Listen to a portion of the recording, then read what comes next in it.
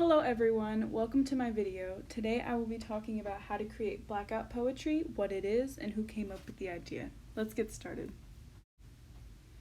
First of all, blackout poetry is taking a newspaper, document, or other printed source and coloring over most of the text except for a select few words or phrases that make a poem. It is almost like creating an entirely new work from an already existing one.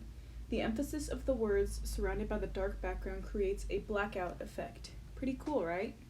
Most blackout poems have a random shape going down the page, like the one shown here, but others actually form an outline of a shape using selected words, like the images shown here. So, who came up with this creative idea in the first place? In the 1700s, Benjamin Franklin's neighbor published multiple sheets of puns created using words in a newspaper article. These playful phrases were something no one had ever seen before, and this led to an increase of others trying their hand at what would later be known as blackout poetry. Artists such as William Burroughs, Samuel Rosenstock, and Tom Phillips used this inspiration to create their own versions of blackout poetry using cut-up words and piecing them together. Fast forward to 2010, and we see the rise of a modern-day blackout poet, Austin Kleon. An avid artist and writer, Kleon hit a writer's block and didn't know what to write about until he discovered blackout poetry. In a TED Talk that he did back in 2012, he talks about publishing his book Newspaper Blackout and the many writers who inspired him to create his own poems. It's a great watch, and I highly recommend it. I put the link for the TED Talk here. Okay, so now I'll show you how to create your own blackout poem. It is super easy, and the best part is that you can literally use any printed text. Right now I am using a piece of my biology lab manual.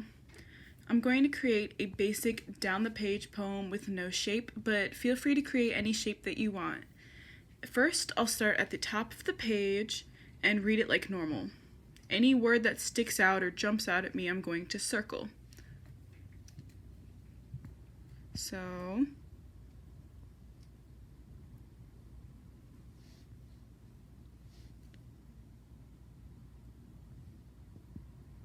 and you're going to keep doing this until you have reached the bottom and run out of words.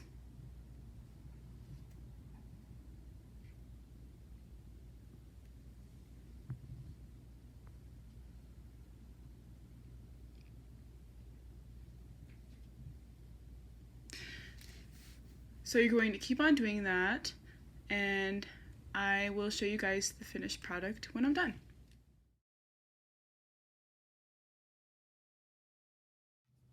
Okay, so here is the final poem.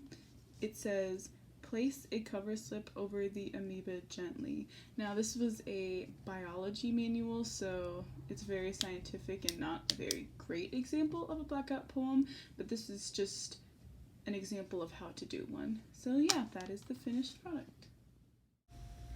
I hope you enjoyed this video and that it's inspired you to create your own version of blackout poetry. Anyone can be an artist with just a few words and a little bit of imagination. Thanks, guys!